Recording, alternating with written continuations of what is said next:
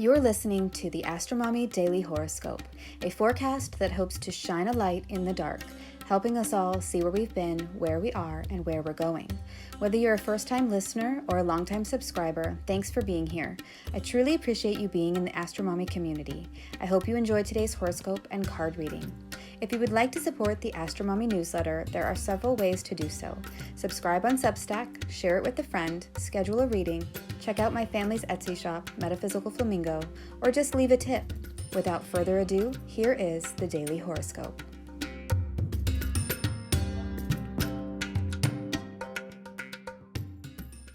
Lily pads and lightning strikes, Venus sextile Jupiter, and Sun trine Uranus. Daily horoscope for Wednesday and Thursday, January 4th through the 5th, 2023. Good morning, friends. Well, my headache has subsided. Yay. And it is raining cats and dogs here. We are having thunder and lightning as well. It's so dark in the house because of the clouds outside that my children are all still asleep, even though it's after 9 a.m. I'm having to pinch myself to make sure I'm awake and not dreaming. Okay, let's get into the astrology. Wednesday, January 4th, 2023. You know the moon is in Gemini when you go to bed thinking, you toss around thinking, and you wake up thinking. It's like the off button for your brain is jammed and there's no way to turn that sucker off. This is what it has been like for me for the last couple of days. This morning I woke up ready to write without my coffee first. That is an amazing thing.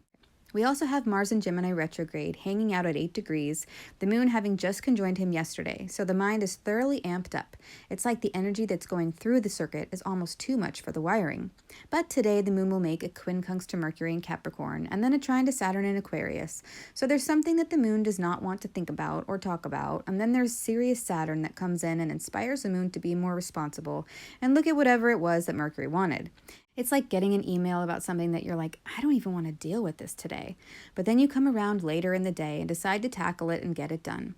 And with Mercury being retrograde, this could be about something from the past that you have to go back over or review and make changes. Or maybe it's about something that you were procrastinating doing and now you have to do it. It has gone from a C-list priority to an A-list priority. While we were sleeping, Venus, now in Aquarius, made a sextile to Jupiter in Aries. This feels like a bit of fun mental acrobatics that made something aesthetically beautiful, original, and innovative. I think I was grabbed by this transit last night when I was working on my Google Slides presentation for my upcoming horror exam. I had to pick a beautiful theme with colors and a font that captured both my own personality and my partner's, and then I had to add text that was both accurate and hopefully interesting. I was pleased with what I came up with, and I emailed my partner the link. She was also pleased, and so we have the first draft of our presentation done, and now we can put the final touches on it before our exam on Sunday. So Venus sextile Jupiter, a harmonious aspect of friendship and collaboration that both satisfies the needs of the group and also the needs of the individuals in the group. Aquarius and Aries working together. Let's move on to the card for the day. What is the guidance for Wednesday? 7 of Pentacles. On this card, we see a man leaning on his garden hoe and looking down at his abundant crop. 7 pentacles adorn the vegetation. He looks tired and exhausted, for he has worked hard. The 7 of Pentacles is about investing in something for the long term and working hard to make your plans happen. It requires diligence, perseverance, and often sweat and tears. When this card comes up, it is a reminder to not overwork yourself into exhaustion and instead keep a steady pace that is sustainable.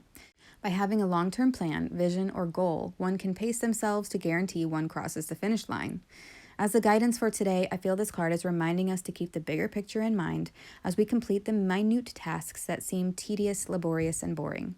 A beautiful and abundant garden does not grow overnight. It requires months to come to harvest time, and those months are full of attention and care. Keep on keeping on toward your goal. This card really ties in with the North Node in Taurus for me.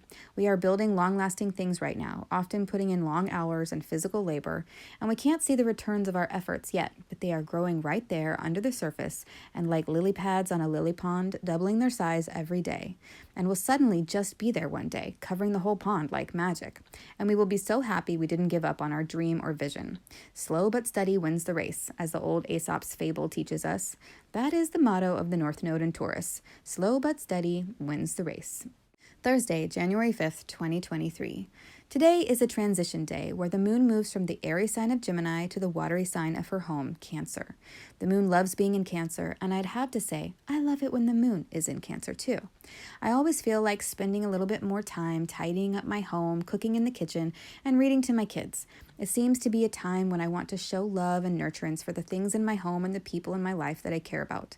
The Cancer moon is a great time to do this, so spend some time today and tomorrow taking care of and mothering your house, your bedroom, your loved ones, and yourself.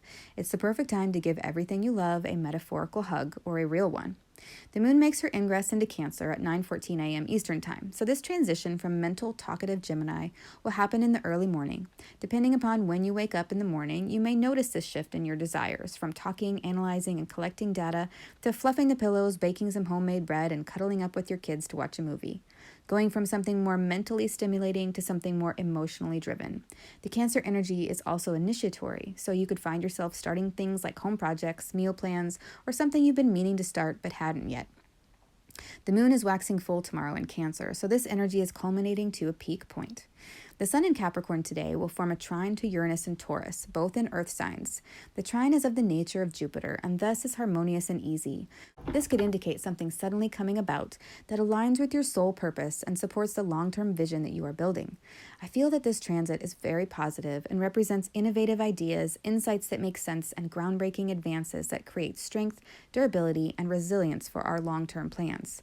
The constancy of the sun and the unpredictability of Uranus, like a flash of lightning, reminds me of the scene in Back to the Future when Dr. Emmett Brown is explaining to Marty how he came up with the flux capacitor that ultimately made time travel possible. It feels like today could have one of those moments, so be open to the possibility of having a stroke of genius today or witnessing one. The movie clip is in the newsletter for your viewing pleasure. Let's move on to the card for the day. What is the guidance for Thursday? 2 of Pentacles. On this card, we see a juggler dancing and juggling 2 pentacles that are linked by the infinity symbol. In the background, there are 2 ships sailing on large waves in the ocean. One ship goes up and one ship travels down, symbolizing life's ups and downs. The 2 of Pentacles is about balancing your priorities, the hats you wear, and the responsibilities you have. It represents a very busy time in your life where you are going from one thing to the next, working, cooking dinner, bathing the baby, driving someone to an appointment, balancing the bank account, etc. And right now you're doing a great job. This card coming up as the guidance for the day is a reminder that although you are doing a fantastic job of juggling everything right now, remember to check in with yourself and schedule some downtime so you can recharge. It's hard to keep up a juggling act forever. The juggler needs to take breaks. This card is also an indication that our time management skills are really important right now. Staying on top of things and not procrastinating is crucial to our success. Staying flexible and adaptable to life's ups and downs at the same time as keeping all those balls in the air is an amazing feat and one that you can do. Just remember to take breaks, don't procrastinate, manage your resources, and prioritize. It seems like a very fitting card for Mercury in Capricorn retrograde during the final week of Mars in Gemini retrograde. So much to do and manage. It may be a great time to break out ye old faithful to-do list to keep everything straight. One of the best books I ever read was The Checklist Manifesto, How to Get Things Right by Atul Gawande, where he, quote, shows what the simple idea of the checklist reveals about the complexity of our lives and how we can deal with it, unquote. Now would be the perfect time to make a list of all the things you need to get done and in order of priority. There are lots of resources for how to effectively make to-do lists, but one of my favorites is Tim Ferriss's book, The 4-Hour Workweek, where he says to make a short list for each day of the things you can actually get done so you feel productive. Sometimes we make really long lists that would be impossible to complete in a day. We don't want to do that and get overwhelmed. Instead, jot down the most important things you need to do that day and keep it small. It's more satisfying to get a few important things done rather than a bunch of little things that don't really add up to anything, or worse, not finishing your list at all because it's too long. Okay, those are my suggestions. I'm sure you all have your own. I would love to hear about your to-do list making strategies in the comments or books you've read that have really helped you stay organized. So leave a comment and share them with the AstroMommy community. I'm sure we would all love to know. I hope this is helpful. Until Friday, AstroMommy. Thanks for reading or listening to the Daily Horoscope. Quick links and resources can be found at the bottom of the newsletter. Today's card was pulled from the A.E. Waite Holographic Tarot available on Amazon. If you purchase anything through the affiliate links that I provide in the newsletters, I will make a small commission, but there are no additional costs to you. I don't share or recommend things that I don't 100% believe in and use myself. Thanks for listening.